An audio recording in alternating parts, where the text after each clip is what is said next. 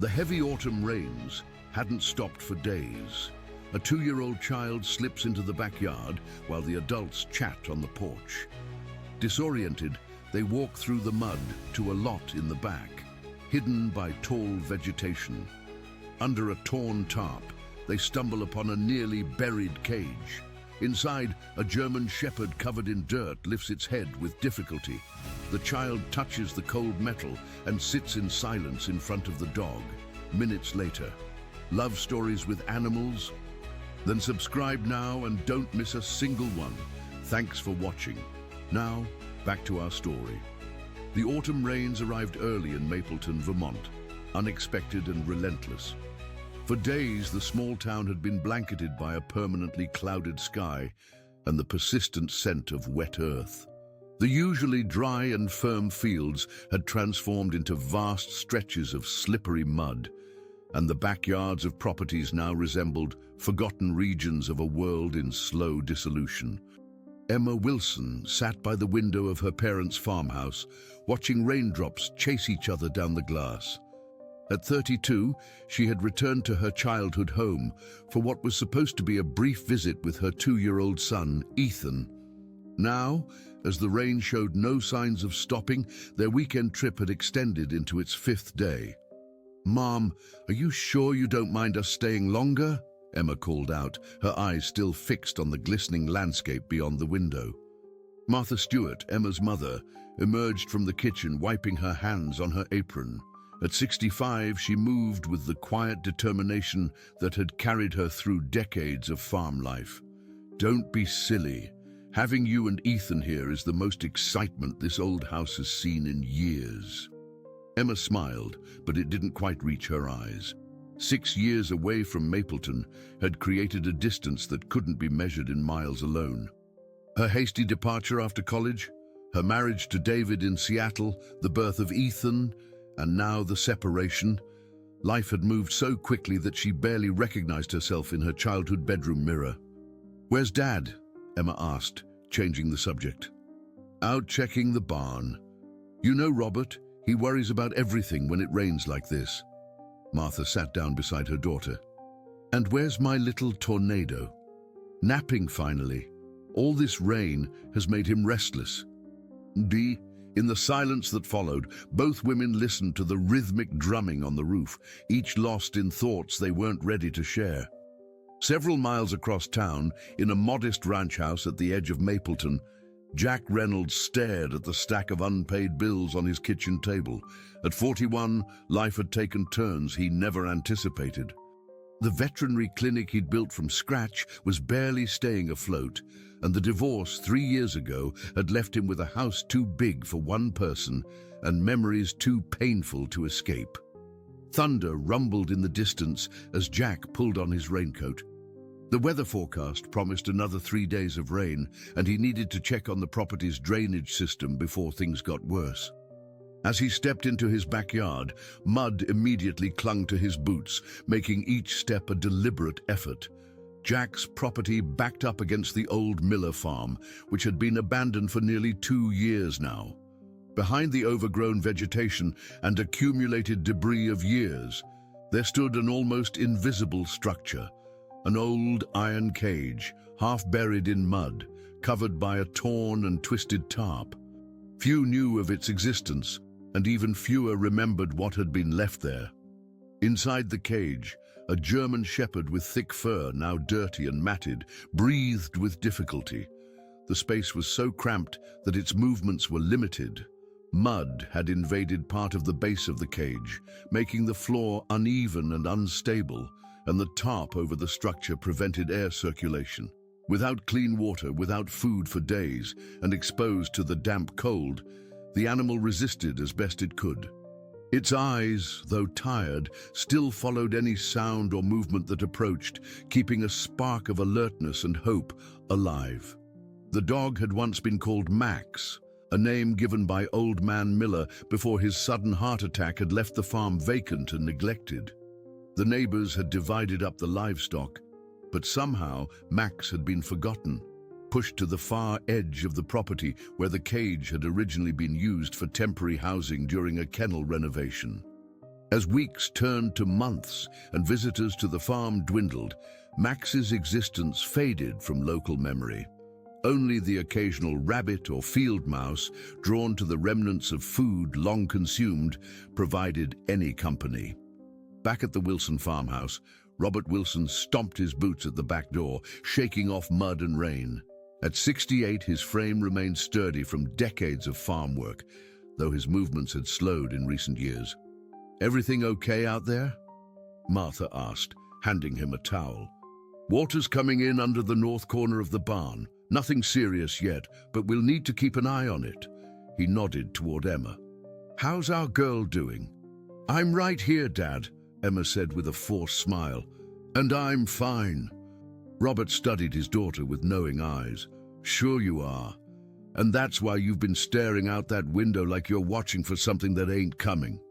"Robert," Martha cautioned. "It's okay, Mom." Emma stood up, stretching her legs. "Dad's not wrong. I just have a lot on my mind. The divorce papers were delivered before we left Seattle. David wants to expedite everything." Robert's face darkened. That boy never did know what he had. "Let's not do this now," Emma pleaded. "Ethan might hear." As if summoned, a small voice called from upstairs. "Mommy?" "Speaking of my favorite grandson," Robert's tone immediately lightened. "Is he up from his nap already?" Emma nodded, grateful for the interruption. "I'll go get him." Upstairs, Ethan sat in the middle of the guest bed, his blonde curls tousled from sleep, blue eyes wide with the peculiar seriousness that children sometimes possess. At 2.5 years old, he spoke in simple sentences, but understood far more than he could express. "Hey, buddy," Emma said, sitting beside him. "Did you have a good nap?" Ethan nodded, then asked, "Outside?"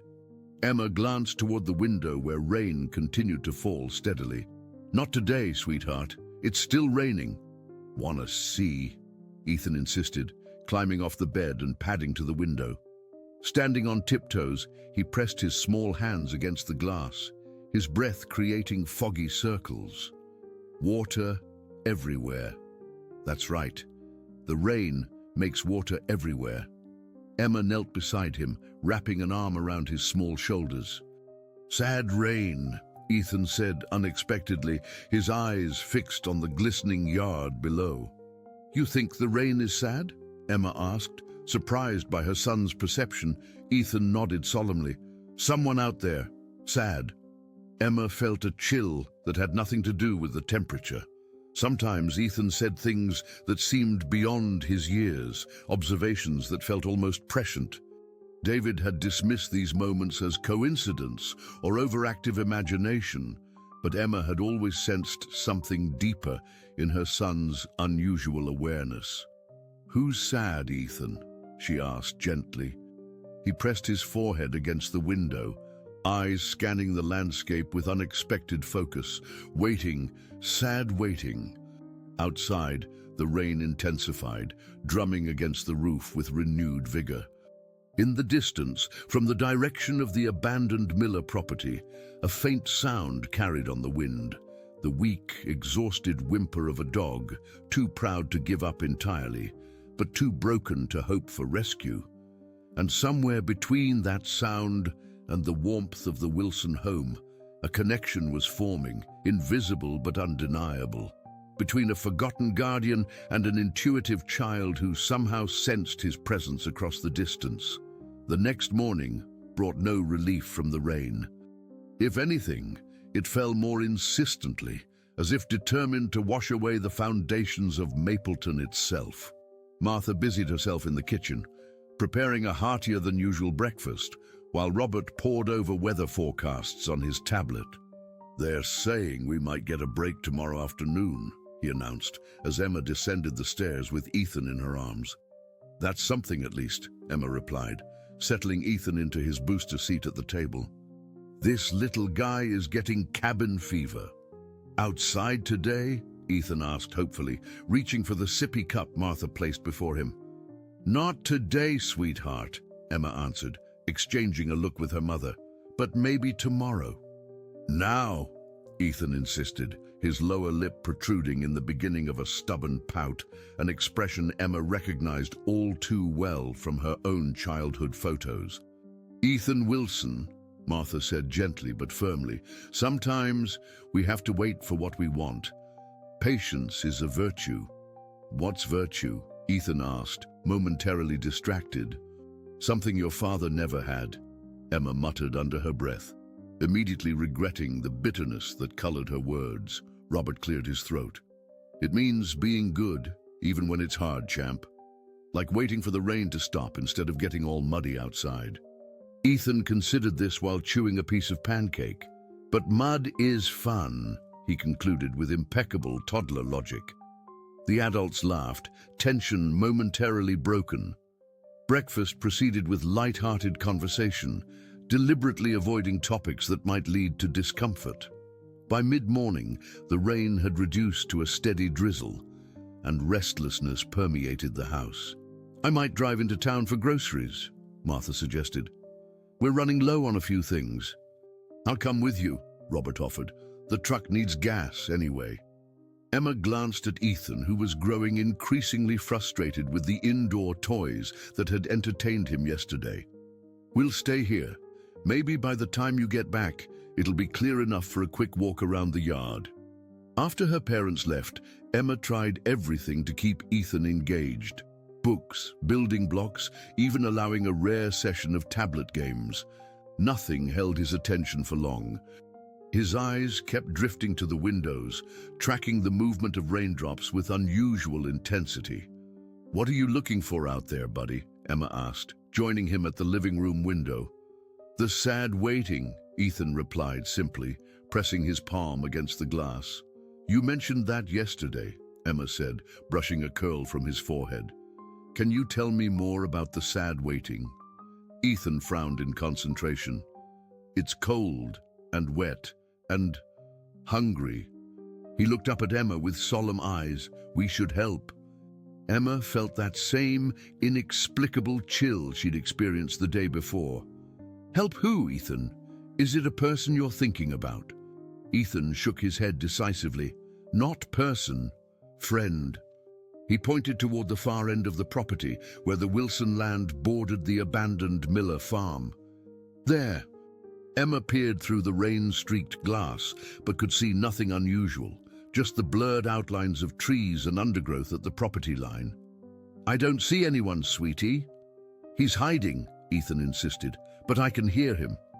Emma was about to explain that his imagination was playing tricks when the phone rang.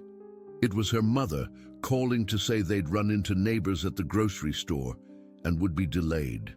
Something about flood warnings for the creek that ran behind the Miller property. "Be careful driving home," Emma cautioned. "We will. How's Ethan?" Emma glanced over at her son, who had abandoned the window and was now putting on his tiny rain boots with determined concentration. "He's keeping busy. I should go, Mom. He's up to something." By the time Emma ended the call, Ethan had not only managed his boots, but had also pulled his raincoat from the low hook by the door. His face was set with the particular determination that all parents recognize as trouble. "Whoa there, adventure man," Emma said, kneeling to his level. "Where do you think you're going?" "To help the sad waiting," Ethan replied, as if it were the most obvious thing in the world. He reached for the doorknob, stretching to his full height. "Ethan, no. It's raining and muddy outside. Plus, Grandma and Grandpa would be very worried if they came home and found us gone." "But he needs us." Ethan's voice quavered with emotion too complex for his vocabulary. "He's been waiting so long, Mommy." Emma studied her son's face, torn between dismissing this as toddler fantasy and acknowledging the unusual conviction behind his words. In the 2 years since Ethan's birth, she'd come to recognize that there was something special about his awareness, a sensitivity to things others missed. David had called it nonsense, but Emma had always believed their son possessed an extraordinary empathy. "Tell you what," she compromised, "when the rain stops tomorrow, we'll go exploring together. We can look for whatever it is you're sensing." "No!" Ethan's voice rose with unexpected urgency. "Now! It has to be now!" Danes, the intensity of his reaction startled Emma. Ethan was typically an even-tempered child, rarely given to outbursts. Something about his insistence felt different from ordinary toddler demands. "Okay," she said slowly, making a decision that felt simultaneously reckless and right. "We'll go outside, but only for 5 minutes, and you have to hold my hand the entire time. Deal?" Ethan's face brightened. "Deal!" Emma quickly pulled on her own rain gear, then wrapped Ethan in an extra layer before opening the back door. The air was thick with moisture, the yard transformed into a landscape of puddles and mud. She lifted Ethan over the worst of it, placing him on a relatively solid patch of grass. "Which way?" she asked, half expecting him to lose interest now that they were actually outside. Without hesitation, Ethan pointed toward the property line, where an old footpath wound through overgrown bushes toward the Miller farm. "There." "Ethan, that's not our land. It belongs to—" Emma stopped, realizing the explanation meant nothing to a 2-year-old. "It's very muddy that way, and there are probably thorns in those bushes." But Ethan was already pulling her forward, his small hand gripping her fingers with surprising strength. "He's waiting," he repeated, his voice taking on an almost hypnotic certainty. They moved slowly through the yard, Emma carrying Ethan over the deepest puddles. The rain had subsided to a fine mist, but everything was drenched, water dripping from leaves and branches onto their heads. As they approached the property line, Emma felt increasingly uneasy. The Miller farm had been abandoned for nearly 2 years, and while she knew logically that there was nothing dangerous there, childhood stories of the haunted farmhouse resurfaced in her memory. "Ethan, I think we should turn back," she began. But her son had somehow slipped from her grasp and was moving with unexpected agility through a gap in the bushes that she hadn't noticed. "Ethan!" Emma called, pushing through the wet foliage after him. On the other side, a narrow trail led through tall grass toward a section of the Miller property she'd never explored, even as a teenager. "Ethan Wilson, you come back here right now." She caught glimpses of his yellow raincoat ahead, moving with purposeful direction rather than the random wandering typical of toddlers. Her heart pounded as she followed, calling his name with increasing desperation. The trail dipped slightly, and Emma lost sight of him for a terrifying moment. When she crested a small rise, she froze. 20 yards ahead, Ethan stood motionless before what appeared to be a heap of metal and canvas, half buried in mud and fallen branches. "Ethan!" she gasped, rushing forward. "Don't touch anything!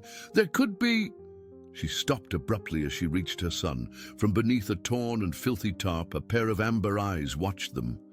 The German Shepherd was barely recognizable through the matted fur and mud, but the intelligence in that gaze was unmistakable. It lay in a cramped metal cage, partially submerged in rainwater and mud, its body so still that for a horrifying moment Emma thought it might not be alive. "Oh my God," she whispered, taking in the scene. The cage was padlocked, the surrounding area strewn with evidence of long neglect. Empty food cans, a water bowl long dried out, a weathered collar hanging from a nearby post. Ethan knelt in the mud, oblivious to the mess, and placed his small hand against the cage. "Found you," he said softly. "No more sad waiting." The dog's tail moved, just the slightest twitch, but enough to confirm it lived. Its eyes never left Ethan's face, and there was something in that gaze that made Emma's breath catch. Recognition. Not of Ethan specifically, but of something in him. A quality beyond physical appearance. "How did you know?" Emma asked her son, kneeling beside him despite the mud seeping through her jeans. "How did you know he was here?" Ethan looked at her with eyes too wise for his years. "He was calling me." He turned back to the dog. "I heard you. I came." Just as the German Shepherd made a small sound, not quite a whimper, more like a sigh, and shifted slightly in the cramped space. Now that Emma looked more closely, she could see how emaciated the animal was. ribs visible even through the thick matted coat. How long had it been here? Weeks? Months? "We need to get help," Emma said, pulling out her phone. No signal. Of course, this part of the property was notorious for poor reception. "We can't leave him," Ethan said firmly, his hand still pressed against the cage. "We won't, sweetheart, but we need tools to open this cage and help to carry him. He's very weak." Ethan looked unconvinced. He waited so long already. Emma felt tears prick her eyes, moved by her son's simple compassion and the dog's quiet dignity in the face of abandonment. "I promise we'll come right back. We'll bring Grandpa with his tools and we'll take him somewhere safe and warm." As if understanding their conversation, the dog's eyes moved between them, settling finally on Ethan. With obvious effort, it extended its muzzle toward the bars, close to the boy's hand, but not quite touching. "See?" Ethan said triumphantly. "He trusts me." "I can see that," Emma whispered, overwhelmed by what she was witnessing. Something extraordinary was happening between her son and this forgotten animal, a connection that defied explanation. In that moment, with rain misting around them and mud coating their clothes, Emma felt a shift in her understanding of the world. Whatever force had drawn Ethan to this exact spot, whatever bond was forming before her eyes, it was something rare and precious. And somehow she knew it would change all their lives forever. The journey back to the house seemed impossibly long with Ethan fighting every step. He didn't want to leave the dog and made his protest known through tears and repeated attempts to break free from Emma's grasp. "We have to go back to him, Mommy," Ethan wailed, his face flushed with emotion. "He's scared we won't come back." "We will come back, I promise," Emma repeated, trying to keep her voice calm despite her own racing thoughts. "But we need Grandpa's help to open the cage." By the time they reached the house, Ethan was hiccuping with sobs, and Emma's mind was racing with questions. How had the dog ended up abandoned in that cage? Who had left it there? And most perplexing, how had Ethan sensed its presence from so far away? As if answering her unspoken questions, the familiar sound of her father's truck rumbled up the driveway. Emma rushed outside, still holding a squirming Ethan. "Dad! Mom!" "Thank goodness you're back," she called, hurrying toward them. "We need help right away." Martha was the first to notice their mud-covered appearance. "What on earth happened to you two? Emma, you know better than to take him out in this weather." "There's no time for that now," Emma said urgently. "Dad, we found a dog. It's trapped in a cage on the old Miller property just beyond our property line. It looks like it's been there for a long time." Robert's expression shifted from concern to alertness. "A dog in a cage? That doesn't make any sense. Old Miller didn't keep dogs penned up." "Well, there's one there now," Emma insisted. "It's a German Shepherd, and it's in terrible condition. We need to get it out right away." "Hold on now," Martha interrupted. "Let's think this through. If it's been neglected, it might be dangerous. Wild, even." "It's not wild," Ethan declared with absolute certainty, his tears momentarily forgotten. "He's my friend. He was waiting for me." Martha and Robert exchanged glances, the kind of silent communication that comes from decades of marriage. "I'll get my tools," Robert said finally. "Martha, call Jack Reynolds. If the dog's in bad shape, we'll need a vet." "Jack?" Emma asked, surprised by the mention of a name she hadn't heard in years. "Jack Reynolds still practices here?" "Has his own clinic on Main Street," Martha confirmed, already dialing. "Best vet in the county." Memories flooded Emma's mind. Jack had been 3 years ahead of her in school, the quiet, studious boy who'd helped her with science homework, and then disappeared to veterinary school, just as she'd begun to notice him as more than a friend. She pushed the thoughts aside. There were more important matters at hand. Within minutes, Robert had assembled a small arsenal of tools, and they were retracing the path through the wet undergrowth. Ethan insisted on leading the way, his earlier distress transformed into determined purpose. Emma carried him over the worst muddy patches, but as soon as they approached the hidden cage, she set him down. He immediately ran to the front of the cage, dropping to his knees before it. "See," he announced to his grandparents, "I told you he was waiting." Martha gasped when she saw the condition of the German Shepherd. The dog had managed to lift its head at their approach, its amber eyes alert despite its weakened state. "Oh, my lord," she whispered, one hand covering her mouth. That's not possible." "What?" Emma asked, noticing her mother's sudden pallor. "Mom, what is it?" Martha moved forward slowly, as if approaching something both precious and impossible. She knelt beside Ethan, mud soaking through her pants without a second thought. "Max," she whispered, "is that really you?" The dog's ears twitched, and its tail moved in the slightest acknowledgement. "You know this dog?" Emma asked, bewildered. Robert had moved beside his wife, his usually stoic expression softened by shock. "That can't be the same Max. It's been, 6 years? Look at the white mark on his chest." Martha pointed with a trembling finger. "It's shaped like a perfect diamond, and the notch in his right ear. It's him, Robert. I'd know him anywhere." Emma looked between her parents and the dog, confusion mounting. "Will someone please tell me what's going on? How do you know this dog?" Martha reached out, letting the German Shepherd sniff her hand through the bars. "Max belonged to Old Man Miller. He was always a special dog, even as a pup. Smarter than most, almost human in how he understood things. But 6 years ago, he did something none of us will ever forget." She turned to Emma, eyes glistening. "He saved your life, Emma." "What?" Emma stepped back, stunned. "That's not possible. I would remember something like that." "You were home from college for the summer," Robert explained, working on the padlock with a pair of bolt cutters. "You were jogging along Miller Road, wearing those headphones you always had on. Didn't hear the logging truck coming around the blind curve." Max was with old Miller, who was checking his mailbox," Martha continued. "He saw the truck, saw you were oblivious. According to old Miller, Max broke free from his leash and ran straight for you, knocked you clear off the road just as the truck rounded the curve." Emma's hand went unconsciously to her left shoulder, where a long, healed scar remained. "I fell into the ditch, cut myself on an old metal fence post. I always thought I'd tripped." "You didn't trip. You were pushed by Max." Robert finally snapped through the padlock. "The impact sent you into the ditch, but it sent Max rolling onto the shoulder. The truck driver managed to swerve, but—" "We all thought Max had been killed," Martha finished quietly.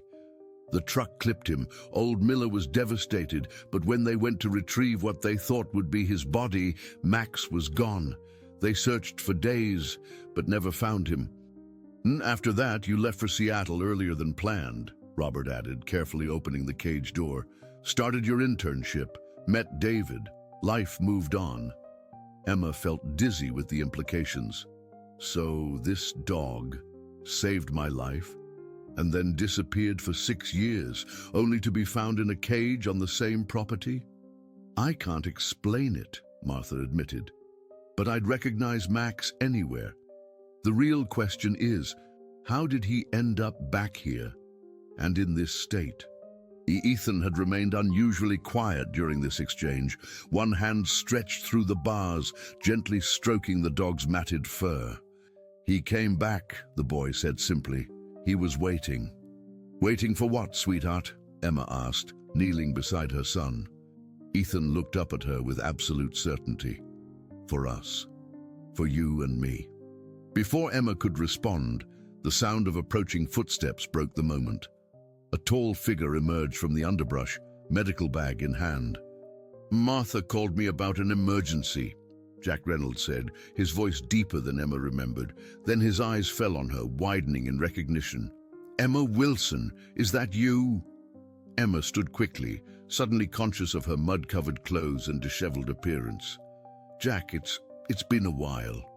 Something flickered in his eyes.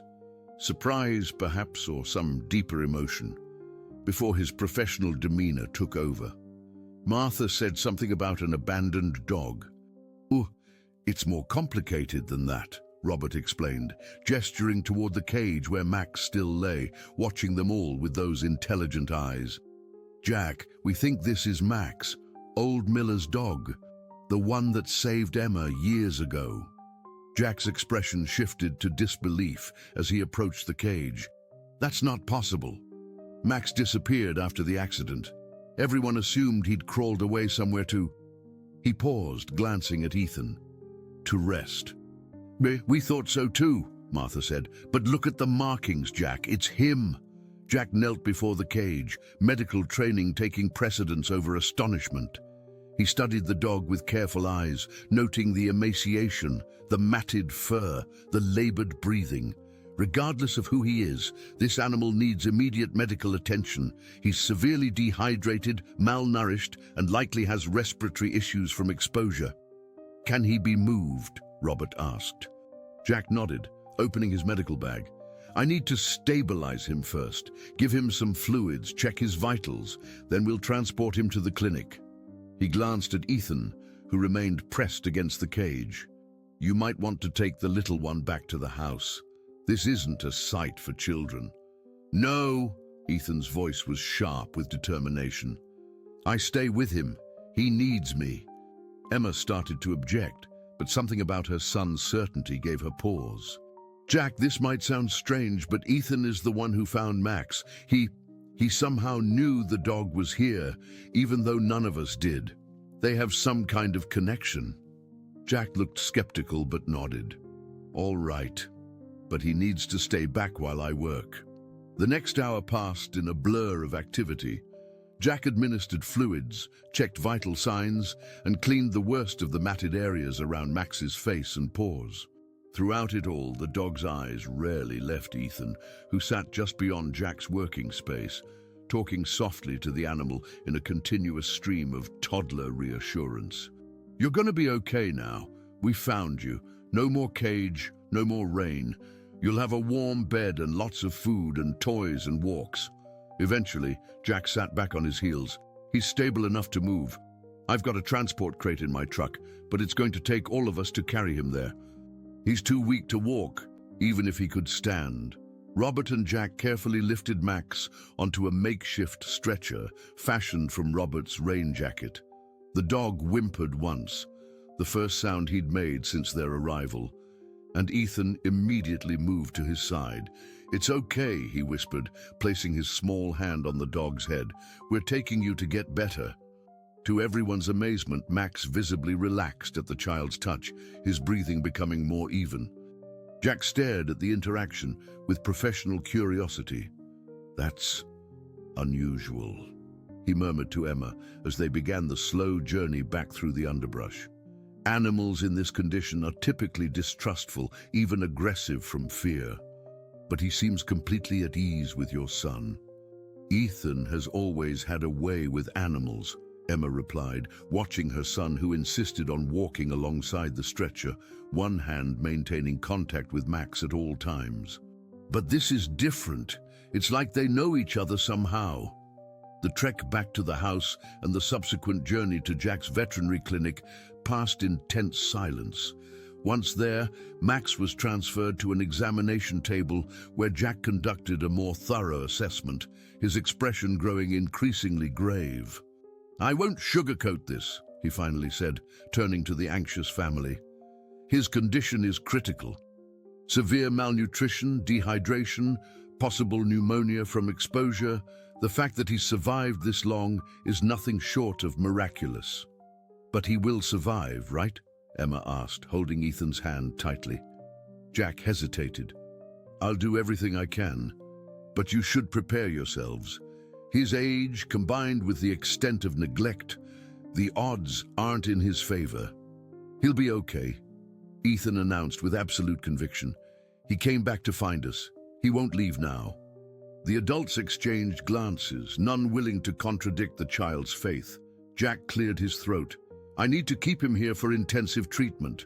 You should all go home, get some rest. I'll call with updates. I want to stay, Ethan declared. Emma knelt beside her son. Sweetheart, Dr. Reynolds needs space to help Max get better. We need to let him work. But Max needs me, Ethan insisted, his lower lip trembling. He gets scared when I'm not there. Jack studied the boy thoughtfully, then made an unusual decision. Tell you what, Ethan, how about you stay for just a little while? You can sit in that chair over there while I work. Sometimes having a friend nearby can help animals feel safer. Emma started to object, but Martha placed a gentle hand on her arm. Let him stay, just for a bit. Jack knows what he's doing. Lol. As the adults stepped aside to discuss treatment options, Ethan settled into the chair beside Max's table. The German Shepherd's eyes remained fixed on the boy, tracking his every movement. And when Ethan began to softly sing a lullaby Emma often used at bedtime, something extraordinary happened. The dog's vital signs, displayed on the monitoring equipment Jack had attached, began to stabilize. Jack noticed it first, his conversation with Emma and her parents faltering as he watched the readings. That's remarkable, he murmured, moving closer to check the equipment. His heart rate was erratic before, but now it's steadying. Respiration is improving too. What does that mean? Martha asked. Jack shook his head, clearly puzzled. I can't explain it scientifically, but it seems your grandson's presence has a therapeutic effect on this dog. He turned to Emma. I've read about animal-human connections like this, but I've never witnessed it firsthand. It's as if they're somehow synchronized. Emma watched her son and the dog, something stirring in her memory. A sensation of falling, a blur of motion, then darkness. Had she really blocked out such a significant event? Or had the trauma of the near miss with the truck somehow erased Max from her recollection? If Ethan's presence helps, she said slowly, then maybe he should stay longer. We could take shifts. Jack considered this, his professional caution warring with what he was witnessing. It's unorthodox, but yes, if you're willing, I think it might actually help Max's recovery. As the adults made arrangements, Ethan continued his quiet vigil beside the examination table, one small hand resting lightly on Max's paw. To anyone watching, it would appear that the boy was comforting the dog, but those paying closer attention might notice the subtle exchange of strength flowing between them, not just from child to animal, but from animal to child as well. In that sterile veterinary room, surrounded by beeping monitors and medical equipment, something profound was taking place. A circle completing itself, a debt being repaid, a bond being forged that would reshape not just their lives, but the entire community of Mapleton. The next 3 days established a rhythm none of them had anticipated. Emma and Ethan practically lived at the veterinary clinic, taking breaks only when Martha insisted on bringing them home for proper meals and brief rests. Jack arranged a small cot in his office where Ethan could nap without leaving the building, and Emma found herself sleeping in the adjacent chair more often than not. Jack's small-town practice transformed to accommodate them. His receptionist, Brenda Calloway, brought in home-cooked meals and fresh clothes. Other staff members worked around the unusual arrangement, some staying late to monitor Max when Jack needed sleep. Word spread through Mapleton. The miraculous return of old Miller's heroic dog and the strange bond between the animal and little Ethan Wilson. On the morning of the 4th day, Emma awoke to find Jack studying Max's charts with a puzzled expression. "What is it?" she asked, her voice husky with sleep. Jack glanced up, momentarily startled. He looked exhausted, dark circles beneath his eyes, evidence of the long hours he'd been putting in. His blood work from yesterday. I've never seen anything like this recovery rate. Clinically speaking, it shouldn't be possible. Emma looked over at the treatment area, where Max lay on a padded bed, Ethan curled beside him. Both were sleeping peacefully, the boy's small hand resting on the dog's now cleaner fur. Jack had managed to shave the worst of the matting away, revealing a coat that was thinner than it should be, but still showed signs of its former glory. "But it is happening," Emma said softly. Jack nodded, rubbing his tired eyes. Yes, it is. And I can't explain it medically. His nutrient absorption, cell regeneration, oxygen levels, they're all improving at rates I've never seen in an animal this compromised. He hesitated. Emma, I have to ask, has Ethan always had this effect on animals? Emma considered the question. He's always loved animals, and they seem drawn to him, but nothing like this. She watched her sleeping son. It's like they recognize something in each other. The timing is peculiar, Jack mused. Max disappears after saving your life, then reappears just as your son finds him, forming this extraordinary connection. He shook his head. I'm a scientist by training. I deal in observable facts, not mystical connections. But this, he gestured toward the sleeping pair, this challenges everything I understand about animal behavior and medical recovery. Life's full of mysteries we can't explain, Emma replied, surprised by her own philosophical tone. The past few days had shifted something in her, a return to the open-minded curiosity that had characterized her before adult responsibilities and disappointments had narrowed her perspective. Jack smiled slightly.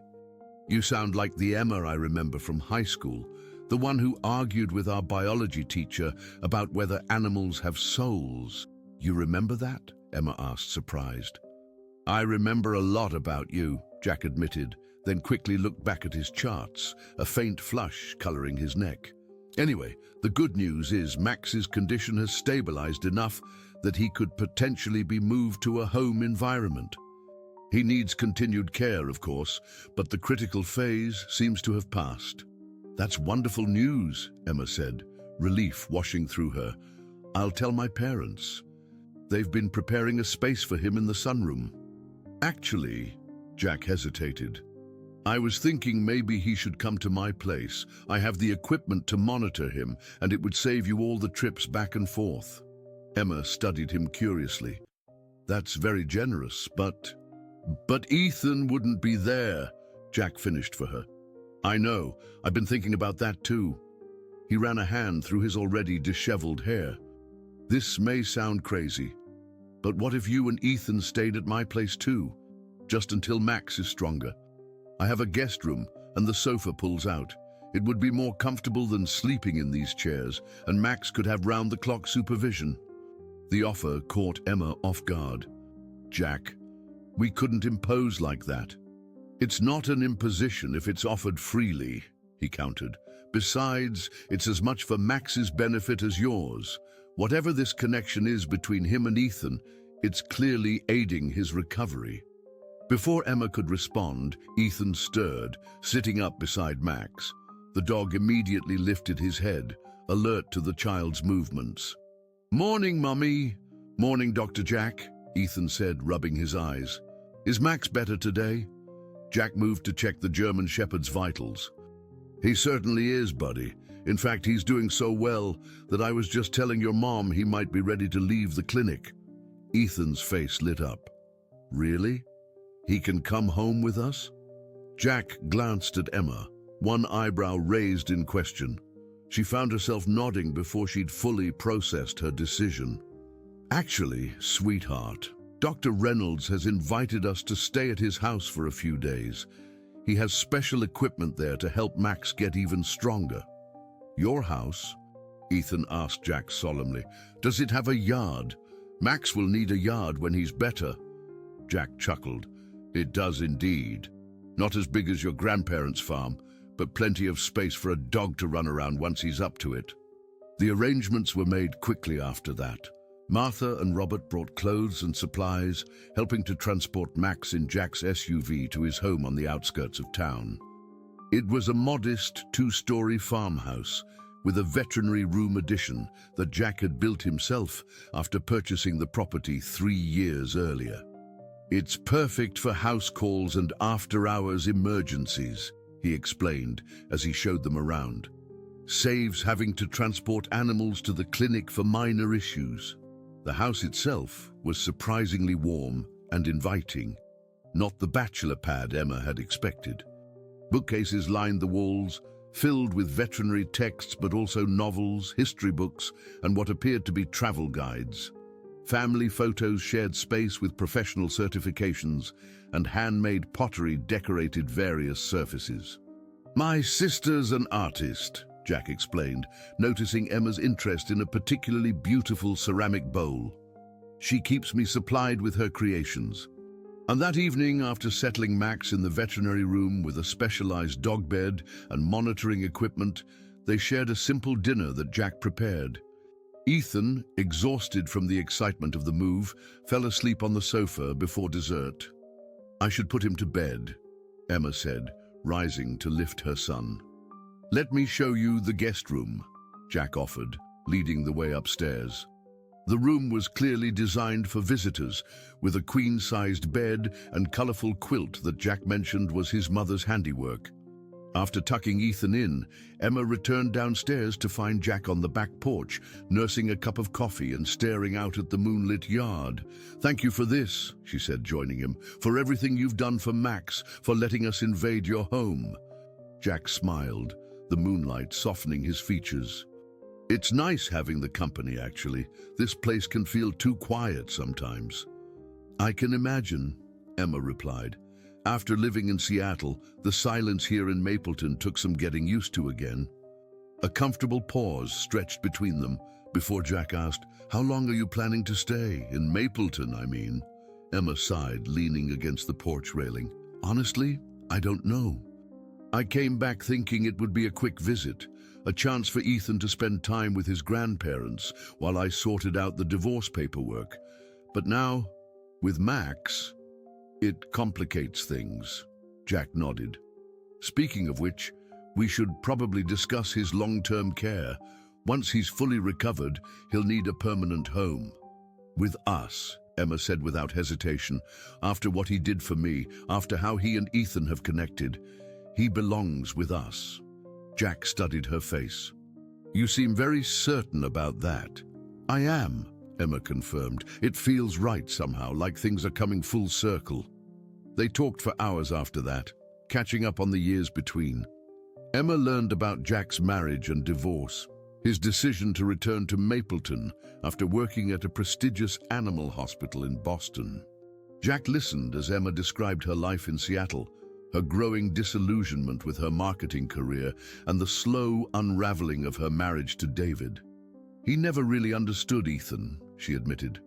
"The way he notices things others don't, how sensitive he is to everything around him. David called it imaginative nonsense and kept pushing for more structure, more discipline. Some people are threatened by what they don't understand," Jack observed. "Ethan's connection with Max, it's unusual but extraordinary. Instead of dismissing it, we should be trying to learn from it." Emma felt a warmth spread through her chest at his words. "That's exactly how I feel.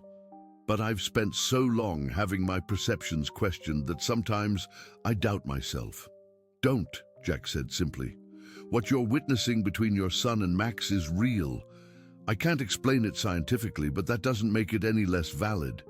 And when Emma finally went to bed that night, she felt lighter than she had in years. Something about Jack's acceptance, his willingness to embrace the inexplicable, resonated deeply with her. The next morning brought new developments. Max attempted to stand for the first time since his rescue, wobbling on weak legs, but remaining upright long enough to nuzzle Ethan's hair. The boys' delighted laughter filled the house, a sound so pure that Emma found herself blinking back tears. Jack documented everything in his medical journal, taking photos and detailed notes. "This could be significant for veterinary rehabilitation studies," he explained. "The emotional component of healing is often overlooked in favor of pharmaceutical interventions." By the end of the week, Max was walking short distances, gaining strength visibly with each passing day. His coat began to regain its luster, and his eyes, always intelligent, now shone with renewed vitality. Ethan insisted on being involved in every aspect of the dog's care, solemnly helping to administer medications and preparing the special diet Jack had prescribed. Word of Max's remarkable recovery continued to spread through Mapleton. Visitors began arriving at Jack's home. First Martha and Robert, then neighbors who remembered old Miller's devoted companion, and finally strangers who had heard the story and wanted to witness the miracle for themselves. "It's becoming something of a local legend," Jack commented one evening as they sat on the porch, watching Ethan read a picture book to Max in the yard. The dog lay attentively beside the boy, head on paws, ears perked to catch every word. "People need something hopeful to believe in," Emma observed, "especially in small towns where good news can be scarce." Jack nodded thoughtfully.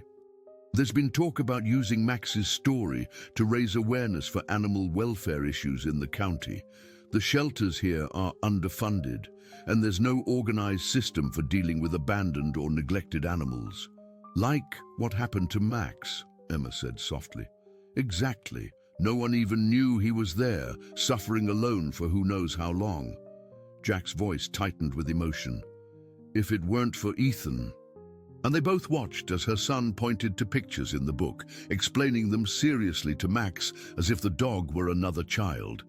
The German shepherd's eyes never left the boy's face, his attention complete and unwavering. "I've been thinking," Emma said hesitantly, "about staying in Mapleton, not just for a visit, but permanently." Jack turned to her, surprise evident in his expression. "What about your job in Seattle? Your life there?" Emma shrugged. "My position was already tenuous before I left. Budget cuts, restructuring, the usual corporate excuses. As for my life," she sighed, "Seattle never really felt like home, not the way Mapleton does. I think I was just too stubborn to admit I'd made a mistake in leaving. And Ethan, what about school friends? He's only 2. This would be the perfect time to make a transition before he's formed those deeper attachments." She watched her son, who was now lying in the grass beside Max, both of them looking up at the evening sky. "Besides, I think he's already found his best friend." Jack followed her gaze, his expression softening. "They are something special together, aren't they?" "They are," Emma agreed, "and I don't want to separate them, not when Max has already lost so much time." She turned to face Jack fully. "What do you think? Am I crazy for considering this?" "I think," Jack said carefully, "that recognizing where you belong is never crazy. Coming back to Mapleton was the best decision I ever made, even though everyone told me I was throwing away my career." "And were you? Throwing it away?" Jack smiled, looking out at his property, the house he'd renovated, the clinic he'd built, the community he served. "Not at all. I was finding it. Different from what I'd imagined, but better in ways I couldn't have predicted." Emma felt something shift inside her, a quiet certainty settling into place. "I need to call my boss tomorrow, and a realtor in Seattle." Jack's hand found hers on the porch railing, a brief touch that nonetheless sent warmth coursing through her. "For what it's worth, I think Mapleton would be lucky to have you back, all 3 of you," he added, nodding toward Ethan and Max. As if sensing they were being discussed, Ethan looked up and waved, then whispered something in Max's ear. The dog raised his head, meeting Emma's gaze with that unnervingly intelligent stare that seemed to see straight through to her thoughts. "I think they approve," Emma said softly. In that moment, watching her son and the dog who had saved her life form a bond that defied explanation, Emma felt the scattered pieces of her life realigning. The uncertainty that had clouded her future since the breakdown of her marriage was clearing, revealing a path she hadn't expected, but now couldn't imagine not taking. Mapleton was calling her home, and this time, she was listening. 2 weeks after Max's rescue, Mapleton held its annual Harvest Festival. In previous years, the event had been a modest affair. A few food stalls in the town square, games for children, and perhaps a small stage for local musicians. This year, however, the festival had taken on new significance. Posters around town featured a stylized silhouette of a German shepherd and the words, "Max's second chance, help give other animals their first." Emma stood at the edge of the town square, watching volunteers set up booths and attractions. She still couldn't quite believe how quickly things had changed. Her resignation from the Seattle firm had been accepted with surprising ease. Her apartment was on the market, and her parents had welcomed her decision to move back with enthusiasm that bordered on relief. "Penny for your thoughts?" Jack's voice broke through her reverie as he approached, carrying 2 cups of coffee from Molly's diner. "Just marveling at how much can change in such a short time," Emma replied, accepting the offered cup gratefully. "2 weeks ago, I was planning to head back to Seattle after a quick visit. Now I'm helping organize an animal welfare fundraiser and house hunting in my hometown." Jack smiled, his eyes crinkling at the corners. Life has a way of surprising us when we least expect it. Speaking of surprises, Emma nodded toward the central display being erected by Robert and several other men from town. "I can't believe Dad suggested renaming the festival plaza after Max. He's not usually one for sentimentality." "Max's story touched something in people," Jack observed. "It's not just about a dog surviving against the odds. It's about connection, redemption, second chances, things we all need to believe in." They stood in comfortable silence, watching the activity around them. In the 2 weeks since Max's rescue, the transformation in the community had been remarkable. What began as a simple story of a boy finding an abandoned dog had evolved into something larger, a catalyst for change that rippled through Mapleton in unexpected ways. The most visible change was the newly formed Mapleton Animal Welfare Committee, hastily assembled but surprisingly effective. Under Jack's guidance, they had already established an emergency response team for abandoned or injured animals, arranged foster homes for pets whose owners were temporarily unable to care for them, and started fundraising for a proper shelter facility. Less tangible but equally significant was the shift in community engagement. People who had barely acknowledged each other for years were now working side by side, united by a common purpose that transcended the usual small-town divisions. "Mum said old Miller's nephew is coming to the festival," Emma mentioned, watching Ethan and Max at the far end of the square. The boy and dog moved as a unit, Ethan's hand resting lightly on Max's back as they inspected a game booth being set up. Max's recovery had been nothing short of miraculous. While still thinner than ideal, his coat had regained much of its luster, and his strength improved daily. He moved with increasing confidence, though he remained constantly aware of Ethan's location, never straying more than a few feet from the boy. "Carl Miller," Jack nodded. "He inherited the property but never moved in. Lives in Burlington, I think. I called him when we found Max, but he seemed evasive. Said he had no idea there was a dog on the property." Do you believe him?" Emma asked, a protective edge creeping into her voice. Jack hesitated. "I'm not sure. It's possible Max returned to the property after Carl had already stopped regular visits. The cage was likely left over from old Miller's days. He used to rescue hunting dogs, keep them temporarily until he could place them." "Still," Emma frowned, "someone put Max in that cage and left him there. He didn't lock himself in." "True," Jack conceded. "But dwelling on that won't change what happened. What matters is that Max is safe now, and his story is helping other animals." Emma was about to respond when her phone chimed with a text message. She glanced at the screen and groaned. "David," Jack guessed, having become familiar with that particular expression over the past 2 weeks. Emma nodded. "He's concerned about the stability of Ethan's environment and thinks I'm making impulsive decisions based on emotional reactions rather than considering our son's best interests." Jack's expression remained neutral, though Emma noticed the slight tension in his jaw. "And what did you tell him?" That Ethan has never been happier or more engaged, that he's forming connections with his grandparents and the community, and that having Max in his life has been transformative. She sighed, pocketing the phone. And that if he's so concerned, he's welcome to come see for himself, instead of making judgments from 2,000 miles away. Jack raised an eyebrow. You invited him to Mapleton? Called his bluff, Emma clarified. David hated visiting even when we were married. Too slow, too provincial, not enough upscale restaurants to impress his clients. She shrugged. He won't come. And if he does? Emma considered this. Then he'll see that I'm not making an emotional, impulsive decision. I'm making a deliberate choice about the kind of life I want for Ethan and myself. She watched her son, who was now demonstrating to an elderly volunteer how Max could sit, stay, and offer his paw on command. A life with roots, community, and genuine connections, not the superficial networking that consumed our existence in Seattle.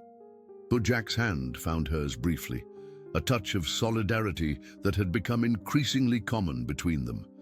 For what it's worth, I think you're making the right choice, not just for Ethan, but for yourself too. The moment was interrupted by Martha calling from across the square, waving them over to resolve some question about the booth arrangements. The rest of the morning passed in a blur of activity, hanging banners, arranging display tables, coordinating with food vendors, and finalizing the schedule of events. By noon, the festival was in full swing.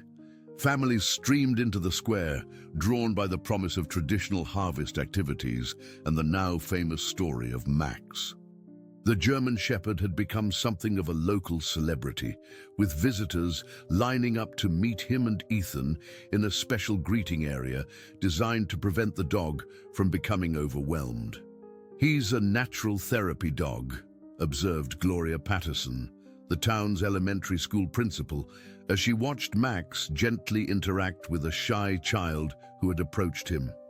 The way he attunes to people's emotions is remarkable. Jack thinks it might be part of why he and Ethan connected so strongly, Emma explained. They both have this heightened sensitivity to others. Gloria nodded thoughtfully. You know, when school starts, we'd love to have Max visit. We've been looking into animal-assisted learning programs for some of our students with special needs. Emma felt a surge of pride, both for Max and for the community that was embracing him so wholeheartedly. I think he'd like that. Once he's fully recovered, of course.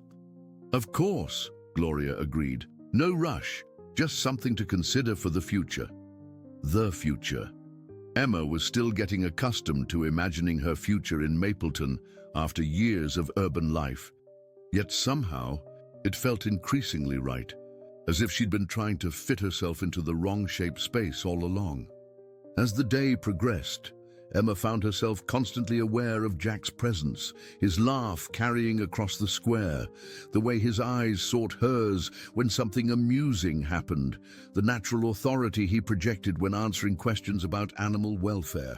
She wasn't ready to name the warmth that spread through her whenever they interacted, but she couldn't deny its existence either. Late in the afternoon, a sleek black SUV with rental plates pulled into the parking area adjacent to the square. Emma, who was helping at the donation booth, didn't notice it immediately. It was Ethan's excited voice that caught her attention.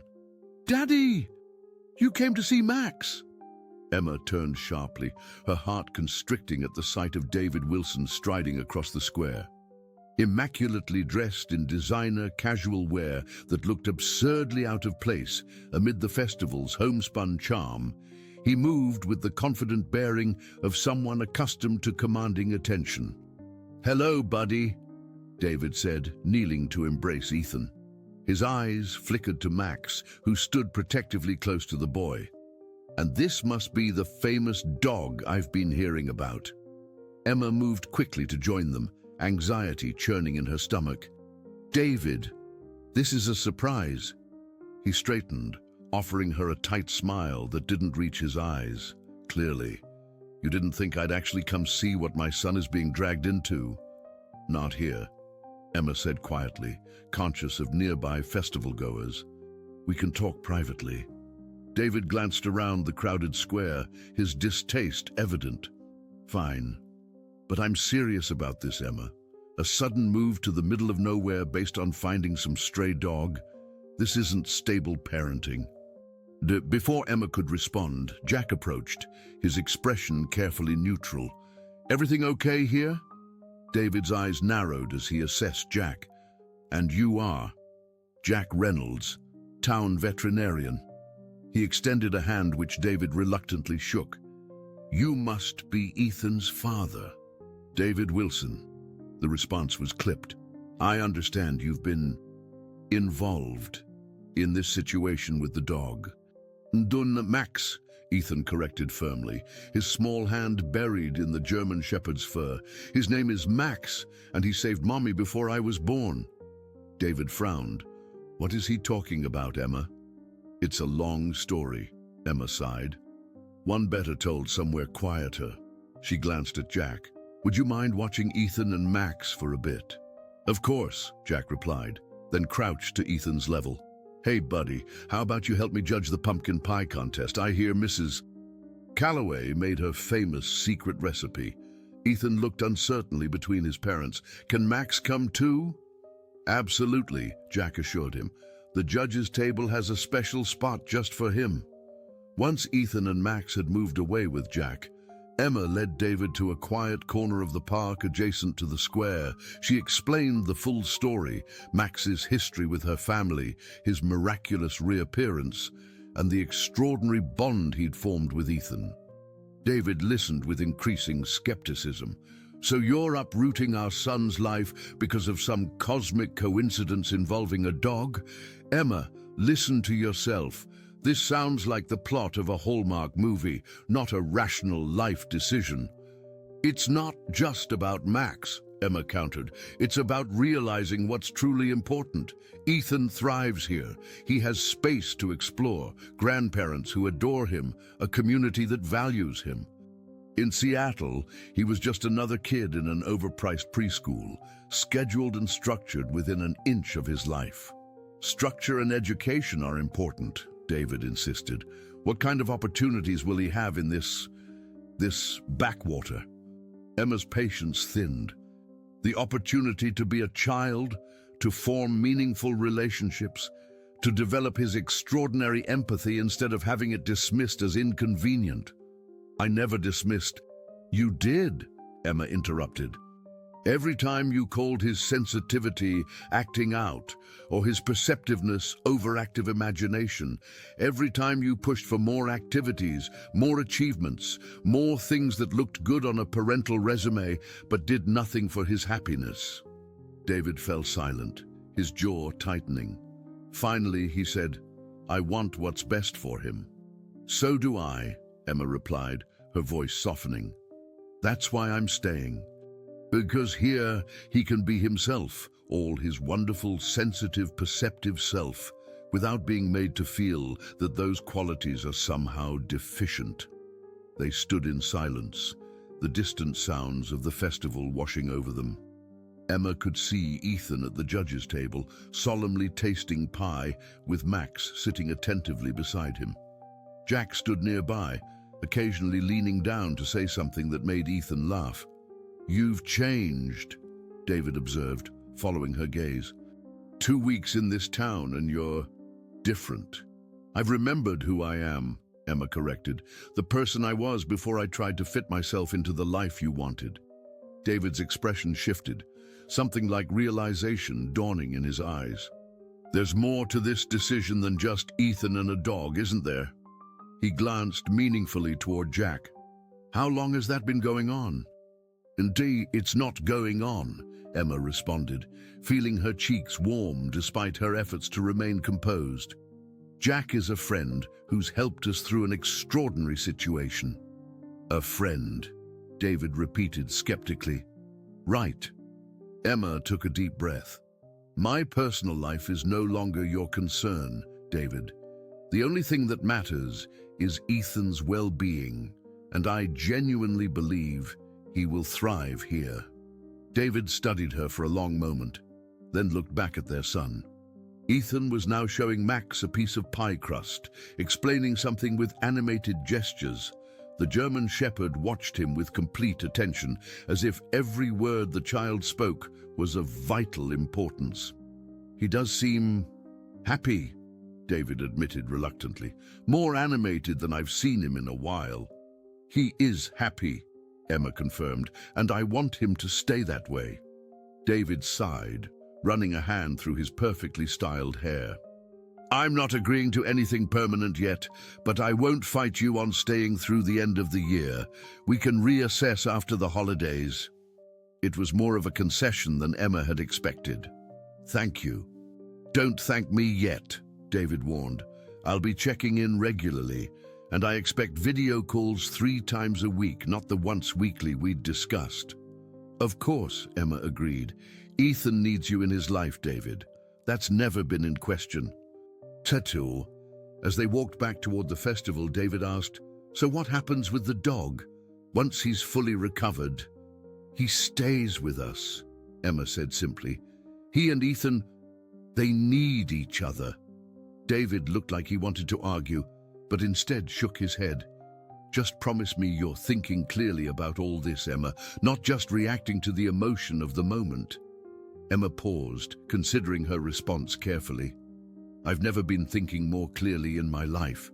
Oh, when they rejoined the festival, they found Ethan proudly wearing a blue ribbon that declared him an honorary pie judge.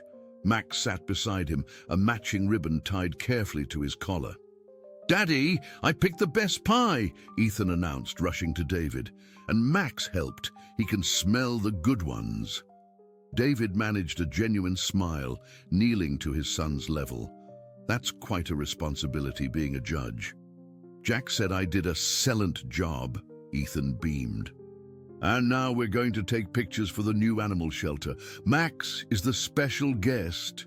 Jack approached cautiously, respecting the family moment. "The photographer is ready whenever you are, Ethan. No rush."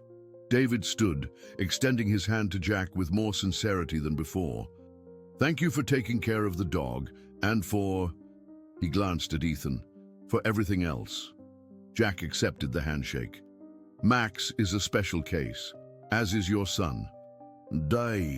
As the small group moved toward the photography area, Emma felt a strange sense of worlds colliding. Her Seattle life and her Mapleton roots, her past and her potential future, all converging in this one autumn afternoon. The festival continued around them, the community buzzing with collective purpose. Donation jars filled with bills and coins, volunteers signed up for the new animal rescue network, and in the center of it all, a German shepherd and a little boy remained inseparable. 2 souls connected by something beyond explanation, their bond rippling outward to touch everyone around them. Later that evening, after David had left for his hotel with plans to spend the following day with Ethan, Emma found herself back at the festival grounds. Most visitors had departed, but volunteers remained, cleaning and dismantling booths by lantern light.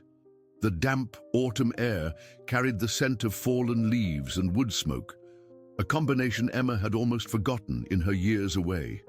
Jack found her sitting on a bench at the edge of the square, watching the cleanup efforts. "Successful day," he commented, settling beside her. "We raised almost $15,000.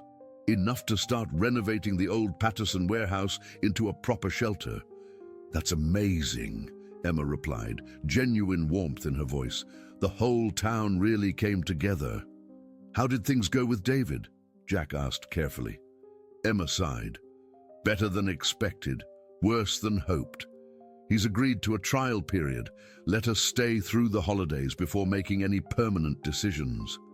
"That's something, at least." "It is," Emma agreed. "And seeing Ethan so happy, I think it affected him, made him realize that our Seattle life wasn't necessarily the ideal he thought it was." They sat in companionable silence, watching the last of the decorations being taken down. From across the square, Emma could see Max and Ethan helping Martha collect fallen streamers, the boy and dog moving in perfect synchronization. "You know what's strange?" Emma said softly. 2 weeks ago, my life felt completely derailed.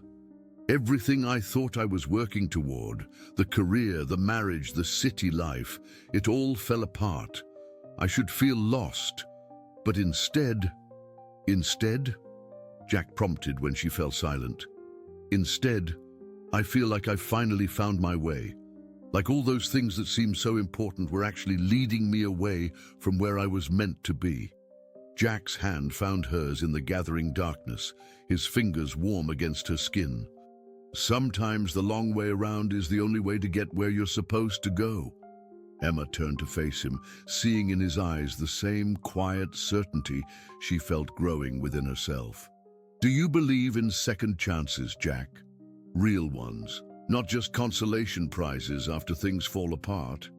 "I do," he answered without hesitation. "In fact, I think that's what this whole story has been about. Second chances. For Max, for you, for this town." He paused, his voice softening. "Maybe for me too." Across the square, Ethan's laughter rang out as Max playfully tugged at a fallen banner, growling softly in a game they had invented. The sound carried in the evening air, pure and joyful. The sound of a child completely at home in his world, surrounded by those who understood and cherished him exactly as he was. "Second chances," Emma repeated, her fingers tightening around Jack's. "I like the sound of that."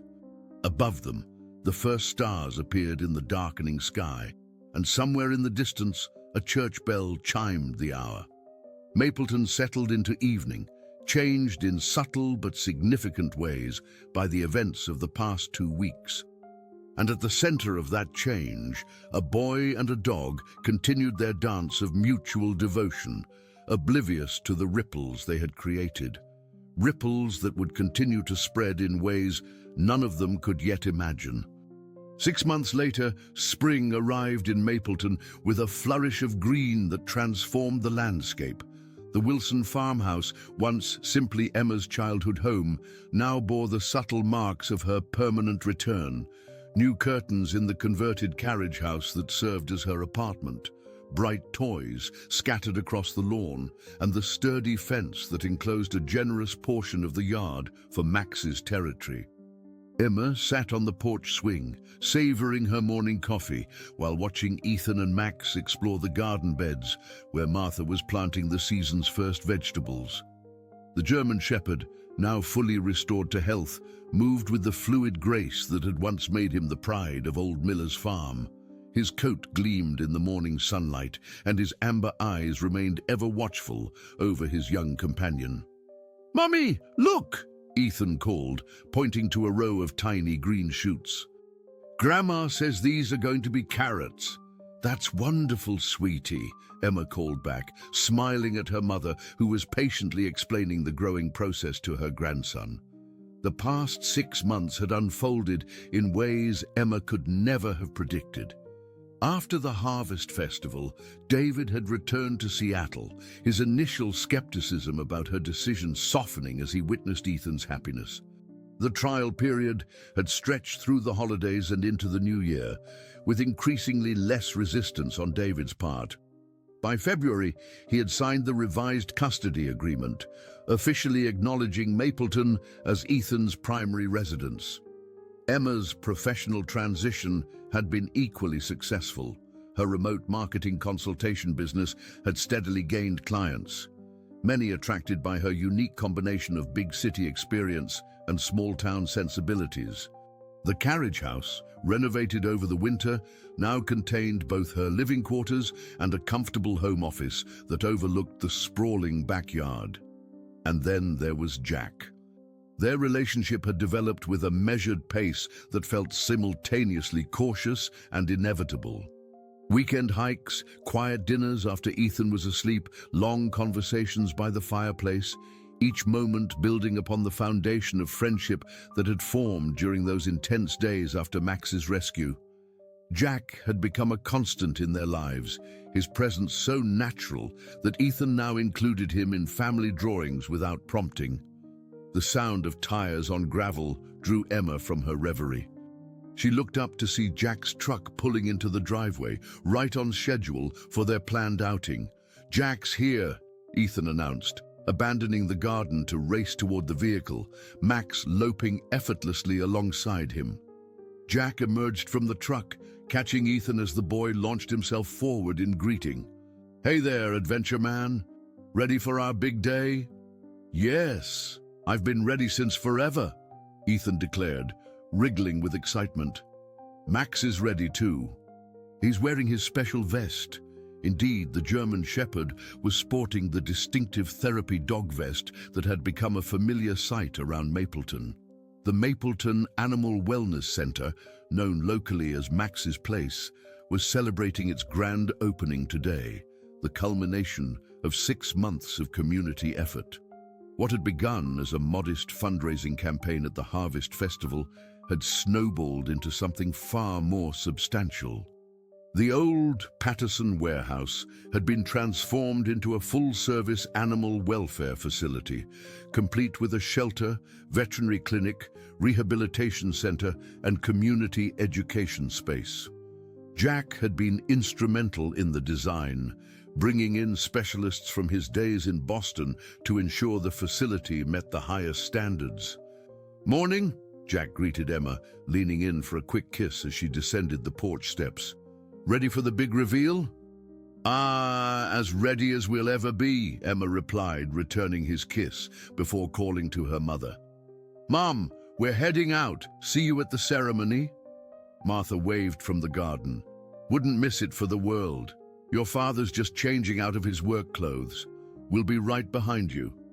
The drive to town was filled with Ethan's excited chatter from the back seat, where he sat beside Max, explaining to the dog exactly what would happen at the opening ceremony. "And you get to wear a special ribbon, and everyone will take pictures, and then we'll show people how you help kids feel better when they're scared." Emma and Jack exchanged amused glances. At 3 years old, Ethan had developed an impressive vocabulary, particularly when it came to explaining things to Max. The bond between them had only strengthened over the months, evolving in ways that continued to fascinate everyone who witnessed it. Max's role as the town's first certified therapy dog had been Jack's idea, inspired by the remarkable effect the German Shepherd had on Ethan and others who interacted with him. After proper training and certification, Max now made regular visits to the elementary school, the senior center, and the regional hospital's children's ward. His gentle demeanor and extraordinary empathy made him a natural, and his sessions were consistently overbooked. "Nervous?" Jack asked Emma quietly, while Ethan continued his monologue to Max. "A little," she admitted. "It's not every day you give the keynote speech at a ribbon-cutting ceremony." Jack squeezed her hand. "You'll be amazing. No one tells Max's story better than you." As they approached the town center, Emma was struck once again by how much Mapleton had changed. New businesses had opened along Main Street. The park had been renovated with updated play equipment, and there was an energy to the place that had been missing during her years away. Some of this was due to general economic improvement, but much of it stemmed directly from the animal welfare initiative that had captured the town's imagination and resources. The crowd gathered outside the new center exceeded Emma's expectations. It seemed the entire town had turned out, along with visitors from neighboring communities and even a few news crews from the regional stations. A large banner stretched across the entrance declared, "Max's Place, where second chances begin." Mayor Helen Griffith spotted them immediately, hurrying over with the efficient enthusiasm that had made her an unexpected ally in their efforts. "There's our man of the hour," she exclaimed, bending to greet Max, who responded with dignified acceptance of her attention. "And our speakers, of course. We're almost ready to begin. The governor's representative just arrived." The next hour passed in a blur of activity, greeting dignitaries, positioning Ethan and Max for the ceremonial ribbon cutting, making last-minute adjustments to Emma's speech. Through it all, Emma felt a surreal sense of witnessing something that far exceeded her original vision when she'd returned to Mapleton. What had begun as a personal journey, a mother seeking the best environment for her sensitive child, had expanded into a community renaissance. The Animal Welfare Centre was just the most visible manifestation of a broader shift in Mapleton's identity and priorities. When Mayor Griffith finally called her to the podium, Emma took a deep breath, centering herself before facing the assembled crowd. Ethan and Max sat in the front row with Jack beside them. Her parents stood nearby, Robert's usual stoic expression softened with unmistakable pride. 6 months ago, Emma began, her voice steady despite her nerves, I returned to Mapleton for what I thought would be a brief visit. I was at a crossroads in my life, a failed marriage, an uncertain career path, and most importantly, concerns about raising a highly sensitive child in an environment that didn't nurture his unique qualities. She paused, making eye contact with various faces in the crowd, neighbors she'd known since childhood, new friends made over recent months, even David, who had arrived yesterday for his monthly visit with Ethan. What I didn't expect was that my 2-year-old son would lead me to a discovery that would change not just our lives, but an entire community. When Ethan sensed Max's presence on that rainy autumn day, when he insisted on venturing out to find what he called the sad waiting, he set in motion a series of events that none of us could have anticipated. Emma recounted the story of Max's rescue, his remarkable recovery, and the extraordinary bond he formed with Ethan. She spoke of the German Shepherd's history with her family, how he had saved her from a potential tragedy years earlier, only to disappear and then re-emerge when needed most. But Max's story isn't just about one dog and one family, she continued. It's about what happens when a community recognizes that compassion is not a limited resource, that by extending our circle of concern to include the most vulnerable among us, we enrich our own lives immeasurably. She gestured toward the new facility behind her. This center represents far more than brick and mortar. It stands as a testament to what we can accomplish when we work together toward a common purpose. It will provide shelter for abandoned animals, medical care for the injured, rehabilitation for the traumatized, and education for our community. But perhaps most importantly, it will facilitate the kinds of connections that transform lives, human and animal alike. Emma looked directly at Ethan and Max, her voice softening. My son and his extraordinary companion have taught me something profound about healing. It doesn't always come from expected sources. Sometimes it arrives in forms we never anticipated. A child's intuition, an animal's loyalty, a community's embrace. The remainder of her speech outlined the center's programs and acknowledged the countless individuals who had contributed to making it a reality. When she finally stepped away from the podium to thunderous applause, Emma felt a weight lift from her shoulders. The story had been told properly, the vision articulated clearly. The ribbon cutting that followed featured Ethan and Max in central roles, the boy solemnly holding the oversized scissors with Jack's assistance, while Max sat attentively beside him. When the ribbon fell and the doors officially opened, cheers erupted from the crowd. The reception and tours lasted well into the afternoon. Emma found herself constantly in demand, explaining features of the facility, introducing Max to visitors, accepting congratulations from well-wishers. Through it all, she maintained an awareness of Ethan's whereabouts, ensuring he wasn't overwhelmed by the attention. It was during a brief, quiet moment, when the main crowd had moved to the rehabilitation wing, that Emma found herself alone with Jack in the center's garden. A peaceful space designed for animals and visitors to interact in a natural setting. You were magnificent up there, Jack said, his arm slipping around her waist. I knew you would be. Emma leaned into his embrace, savoring the moment of calm amidst the day's excitement.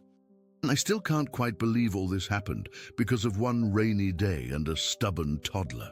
I've been thinking about that, Jack mused. About coincidence versus purpose. What are the odds that Max would find his way back to the Miller property after all those years? That he would survive long enough for Ethan to sense his presence and insist on finding him? That his rescue would spark this entire movement? Astronomical, Emma admitted. If I hadn't lived it, I'm not sure I would believe it. Maybe it wasn't coincidence at all, Jack suggested. Maybe there are connections in this world that operate beyond our understanding, bonds that transcend time and circumstance. Emma considered this, watching through the garden entrance as Ethan led a small group of children in a demonstration of how to approach Max respectfully. The German shepherd sat with perfect poise, his attention divided between the children and Ethan, responding to subtle cues that only he seemed to perceive. I used to be more skeptical about such things, Emma said finally. But after everything we've witnessed, it's hard to dismiss the possibility of deeper patterns at work. Jack's hand found hers, their fingers intertwining naturally. Whatever forces brought all of this together, I'm grateful for them. So am I, Emma agreed, her voice soft but certain, more than I can express. The moment was interrupted by Mayor Griffith calling for the therapy dog demonstration to begin in the community room. Duty called, and they rejoined the festivities, moving through the remainder of the day with the practiced coordination they had developed over months of partnership. By evening, when the last visitors had departed and only the core team remained, exhaustion settled over them all. Ethan had fallen asleep on a window seat in the education room, Max curled protectively around him. Emma stood in the doorway watching them, her heart full with a contentment she had once thought beyond her reach. Martha appeared beside her, following her gaze to the sleeping pair. He's something special, that boy of yours. Always has been. Yes, Emma agreed. I just needed to find a place where that would be nurtured rather than suppressed. And now you have, Martha said simply. Now you both have. Later, as they drove back to the farmhouse under a canopy of stars, Ethan and Max both sleeping in the back seat of Jack's truck, Emma reflected on the journey that had brought them to this point. From the rain-soaked discovery of an abandoned dog to the creation of a center that would help countless animals for years to come. It was a path she could never have envisioned. What are you thinking about? Jack asked softly, his eyes on the road ahead.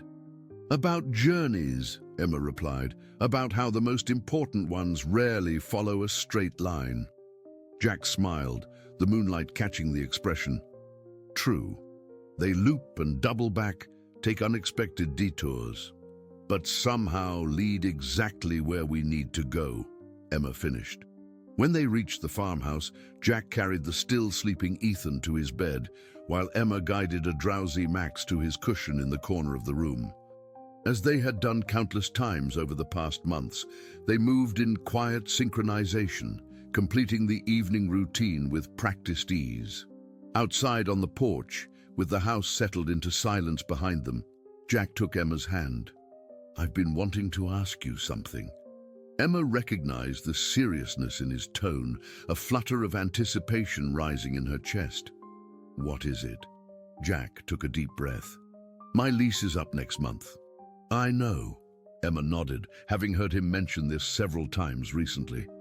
I've been thinking about looking for something more permanent. Something with more space, maybe some land.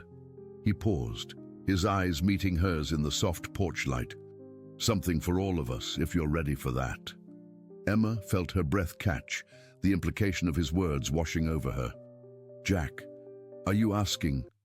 I'm asking if you and Ethan, and Max of course, would consider making a home with me, a real one together. His voice was steady, despite the vulnerability in his eyes. I know it hasn't been that long, but I also know that what we've found isn't something that comes along twice in a lifetime. Emma thought of all the careful steps they had taken, the deliberate pace they had maintained out of respect for Ethan's well-being and her recent divorce. She thought of the countless evenings spent in comfortable conversation, the seamless way they had merged their lives without formal declaration, the unspoken understanding that had grown between them. "Yes," she said simply, the single word carrying the weight of absolute certainty. "Yes, I think we're ready for that." Jack's smile illuminated his face as he drew her into his arms. "I was hoping you'd say that." "Did you really doubt it?" Emma asked, leaning into his embrace. "Not doubt exactly," Jack replied, "but some things are too important to assume." They stood together in the quiet of the spring evening, the scent of lilacs drifting from Martha's garden, the distant chorus of frogs providing gentle accompaniment to the moment. Through the open window, they could hear the soft sounds of Ethan's breathing and Max's occasional contented sigh, boy and dog even synchronized in sleep. "You know," Emma said after a comfortable silence, "when I first came back to Mapleton, I thought I was simply retreating to something familiar while I figured out my next step. I never imagined I was actually moving forward toward the life I was meant to have all along." "Sometimes the way forward looks like going back," Jack observed, "until you realize you're actually on an entirely new path." Emma nodded against his shoulder. "A path that led to Max, to you, to all of this." Oh, inside the house, Max stirred briefly, raising his head to check on Ethan before settling back into sleep, his duty fulfilled for the moment but never abandoned. That unwavering vigilance, that absolute dedication to his chosen person, it had become the symbol not just of their family bond, but of an entire community's renewed purpose. "I used to wonder why Max survived all those years after the accident, only to end up abandoned in that cage," Emma said softly. "Now I think perhaps he was waiting, holding on against impossible odds, because somehow, on some level beyond our understanding, he knew he would be needed again." "Not just needed," Jack corrected gently. "Essential. To Ethan, to you, to this town, to all of us who needed reminding of what truly matters." Indeed, as the moon rose higher over Mapleton, casting silver light across the landscape that had witnessed their unfolding story, Emma embraced the certainty that had grown within her over these transformative months. What had begun with a child's inexplicable awareness and a dog's indomitable spirit had blossomed into something that transcended explanation. A tapestry of connections, second chances, and renewed purpose that would continue to unfold in ways they had only begun to imagine. Inside, Ethan slept peacefully, one hand draped over Max's back even in slumber. Outside, Emma and Jack stood entwined, planning a shared future that neither had anticipated but both now recognized as inevitable. And throughout Mapleton, the ripples of their collective journey continued to spread, touching lives and transforming perspectives in a widening circle of compassion and connection. The story that had begun in mud and rain, in abandonment and uncertainty, had transformed into one of belonging and purpose. And while none of them could predict exactly where the path would lead next, they moved forward together, family and community alike, guided by the simple, profound truth that Max had embodied from the beginning. Some bonds transcend explanation, some connections defy circumstance, and sometimes the most miraculous second chances arrive in forms we never expected, but somehow always needed. Dear listeners, we hope the story of Ethan, Emma, and Max has touched your hearts. To continue this emotional journey, we've prepared a special playlist with equally captivating stories. Find it by clicking to your left. If you enjoyed this tale of extraordinary connection and second chances, please don't forget to subscribe to our channel and give this video a thumbs up. Every day we bring unique stories that explore the complexity of life and the remarkable bonds we form with each other. Don't miss our upcoming content as we continue to share narratives that inspire and move you. We look forward to reading your thoughts in the comments section below.